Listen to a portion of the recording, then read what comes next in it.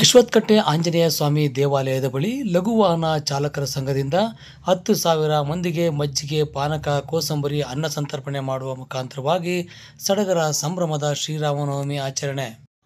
ದೇಶದಾದ್ಯಂತ ರಾಮನವಮಿ ಹಬ್ಬವನ್ನು ಒಂದೇ ದಿನ ಆಚರಿಸುತ್ತಾರೆ.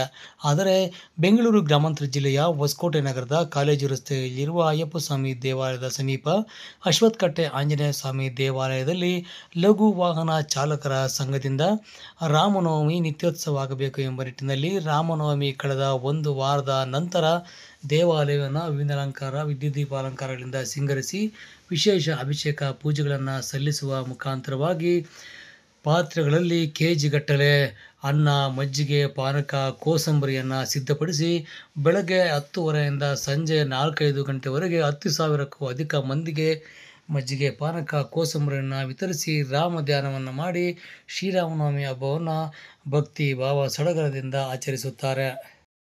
ಹೊಸಕೋಟೆ ನಗರ ಸೇರಿದಂತೆ ಸುತ್ತಮುತ್ತಲಿನ ಗ್ರಾಮಸ್ಥರು ಕೂಡ ಸಾವಿರಾರು ಸಂಖ್ಯೆಯಲ್ಲಿ ಆಗಮಿಸಿ ಅಶ್ವತ್ಥಕಟ್ಟೆ ಆಂಜನೇಯ ಸ್ವಾಮಿಗೆ ಪುಷ್ಪ ನಮನಗಳನ್ನು ಸಲ್ಲಿಸಿ ನಮಸ್ಕಾರ ಮಾಡುವ ಮುಖಾಂತರವಾಗಿ ಸರತಿ ಸಾಲಿನಲ್ಲಿ ನಿಂತು ಮಜ್ಜಿಗೆ, ಪಾನಕ, ಕೋಸಂಬರಿಯನ್ನು ಸ್ವೀಕರಿಸಿ ಅನ್ನ ಪ್ರಸಾದವನ್ನು ಸ್ವೀಕರಿಸಿ ರಾಮನವಮಿ ಹಬ್ಬದಲ್ಲಿ ಪಾಲ್ಗೊಳ್ಳುತ್ತಾರೆ. ಲಘು ವಾಹನ ಚಾಲಕರ ಸಂಘದ ಎಲ್ಲ ಪದಾಧಿಕಾರಿಗಳು, ಸದಸ್ಯರು ಸೇರಿದಂತೆ ಸ್ಥಳೀಯ ಮುಖಂಡರುಗಳು ಹಾಗೂ ಕಾಲೇಜು ರಸ್ತೆಯಲ್ಲಿರುವ ಅಂಗಡಿ ಮಾಲೀಕರುಗಳು, ವಿವಿಧ ಸಂಘಗಳವರ ಸಹಕಾರದಿಂದ ರಾಮನವಮಿಯನ್ನು ಭಕ್ತಿಯಿಂದ ಸಡಗರದಿಂದ ಆಚರಿಸಲು ಅಶ್ವತ್ಥಕಟ್ಟೆಯ ಮೇಲೆ ರಾಮನ ಭಾವಚಿತ್ರವನ್ನಿಟ್ಟು ವಿಶೇಷ ಪೂಜೆಗಳನ್ನು ಸಲ್ಲಿಸುವ ಮುಖಾಂತರವಾಗಿ ರಾಮನವಮಿಗೆ ಚಾಲನೆ ನೀಡಿ ಪ್ರಸಾದಕ್ಕೂ ಕೂಡ ಪೂಜೆಯನ್ನು ಮಾಡಿ ನಂತರ ವಿತರಣೆಗೆ ಚಾಲನೆ ನೀಡಲಾಗುತ್ತದೆ.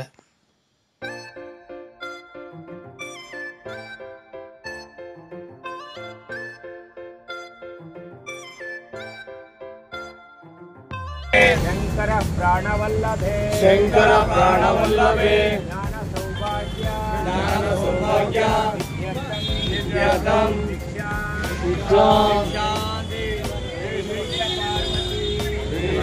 ಪಾರ್ವತಿ.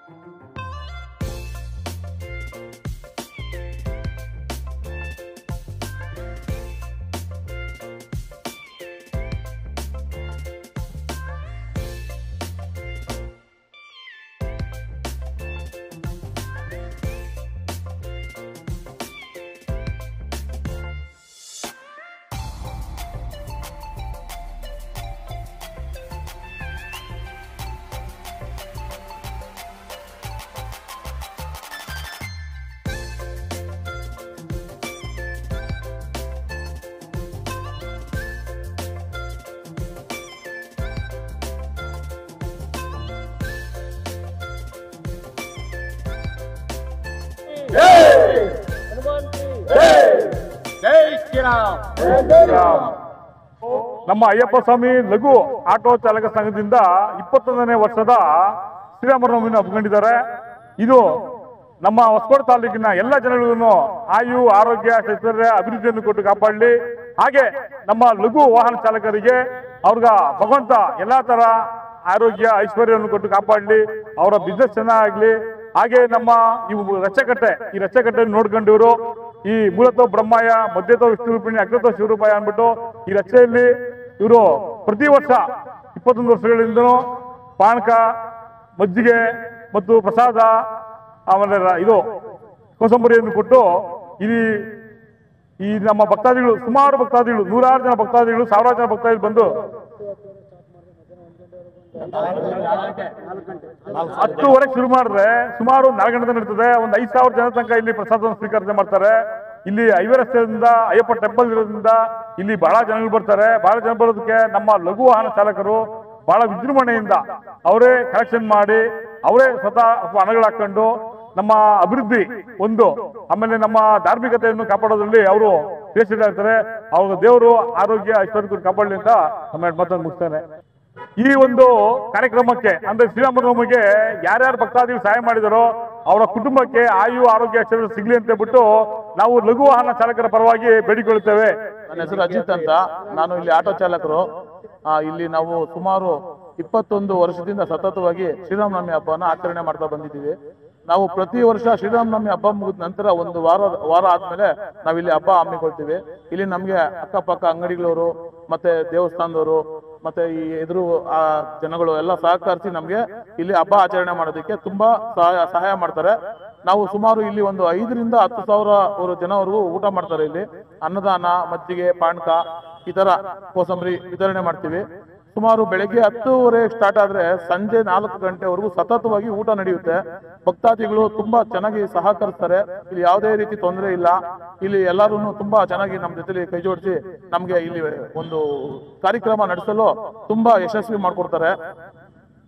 ನಾವು ಸತತವಾಗಿ ಒಂದು ವಾರದಿಂದ ಇಲ್ಲಿ ಕಾರ್ಯಕ್ರಮ ನಡೆಸ್ತಾ ಇದ್ದೀವಿ. ನಮ್ಮ ಚಾಲಕರೆಲ್ಲ ತುಂಬಾ ಕಷ್ಟಪಟ್ಟಿದ್ದಾರೆ, ಶ್ರಮಿಸಿದ್ದಾರೆ. ಇಲ್ಲಿ ನಿನ್ನೆ ರಾತ್ರಿ ಪೂರ್ತಿ ನಿದ್ದೆ ಇಲ್ಲ ಯಾರಿಗೂ, ಎಲ್ಲರೂ ತುಂಬಾ ಚೆನ್ನಾಗಿ ಶ್ರಮಿಸಿದ್ದಾರೆ. ಈಗ ಕಾರ್ಯಕ್ರಮ ಯಶಸ್ವಿಯಾಗಿ ನಡೀತಾ ಇದೆ. ಸಂಜೆ 4 ಗಂಟೆವರೆಗೂ ಅನ್ನದಾನ ನಡೆಯುತ್ತೆ. ಎಲ್ಲರಿಗೂ, ನಮ್ಮ ಚಾಲಕರಿಗೆ ಮತ್ತೆ ನಮ್ಗೆ ಸಹಕರಿಸಿರೋ ಎಲ್ಲ ನಮ್ಮ ಬಂಧು ಮಿತ್ರರಿಗೆ ಎಲ್ರಿಗೂ ರಾಮನ ಆಶೀರ್ವಾದ ಇರಲಿ. ಎಲ್ಲರಿಗೂ ಒಳ್ಳೇದಾಗಲಿ. ಜೈ ಶ್ರೀರಾಮ್.